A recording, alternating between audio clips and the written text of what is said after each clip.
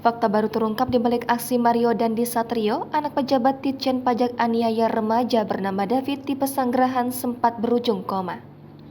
Adapun tindakan kekerasan tersebut direkam sang kekasih berinisial AGH, ternyata mantan dari David korban penganiayaan. Penganiayaan yang dilakukan Mario Dandi Satrio, anak pejabat Ditjen Pajak terhadap David putra pengurus GP Ansor hingga koma, dipicu dari aduan pacarnya. Diketahui, gadis berinisial AGH masih berusia di bawah umur, yakni 15 tahun, yang berarti 5 tahun lebih muda dari Mario. Baru-baru ini, ayah korban Jonathan Latumahina akhirnya membongkar sosok kekasih anak pejabat pajak yang tak lain mantan korban sendiri, David. Dalam sebuah cuitan Twitternya, @sexsixsocks, pada Kamis 23 Februari, ayah korban mengunggah potret sang anak dengan seorang wanita yang diduga mantan kekasih sang anak, yang kini menjadi kekasih anak pejabat pajak.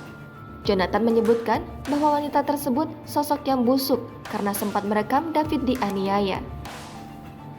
Mario Dandi Satrio yang tersulut emosi mengajak kekasihnya AGH itu untuk bertemu dengan David guna mengonfirmasi peristiwa tersebut hingga berujung insiden penganiayaan. Kekasih dari tersangka Mario ini diduga yang menjebak korban David dengan berdalih ingin mengembalikan kartu pelajar milik korban. Sampai akhirnya terjadi penganiayaan yang dilakukan anak pejabat pajak Kanwil Direktorat Jenderal Pajak Jakarta Selatan tersebut. Insiden penganiayaan yang dialami anak pengurus pusat GP Ansor di kawasan Komplek Grand Permata, Ulu Jami, Pesanggerahan, Jakarta Selatan pada Senin 20 Februari sekitar pukul 18.00 waktu Indonesia Barat. Jangan lupa subscribe, share, komen, dan like ya.